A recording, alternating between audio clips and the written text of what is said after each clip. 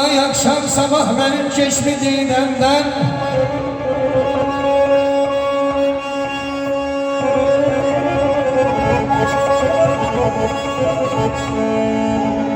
akşam sabah benim çeşmi dinemden göz yaşları baktı sen hayf oldun. Zavallım,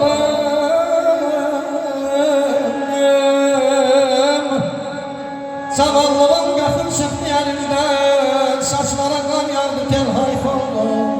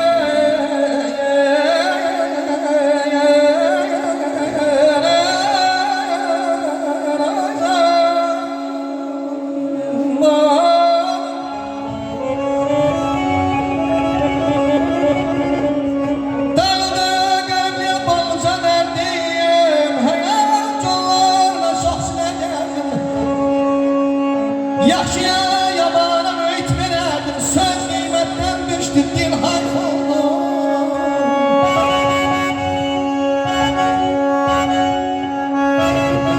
Hayf, arif ağzım, hayf cavanlığım getdi əlimdən. Ömrümün gülşəni soldu, qocaldım. Dövrəni pozulan bu şair könlüm qəmlər dəryasına qaldı qocaldım.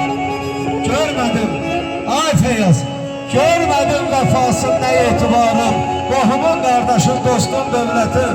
Yüküm ağır oldu ağa Mirzə, yollarım çətin, tale köhlənimdən saldı qocaldım. Daşqınam gəzirəm qara baxtımı, qara zülmətlərə atan baxtımı. Görsəniz oyadın, yatan baxtımı, ömür kərvanından.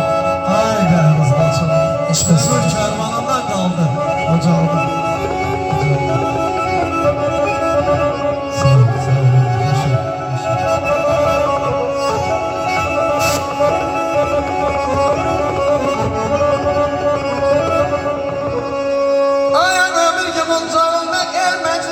Gərəkdi danışılan sönmən alınma.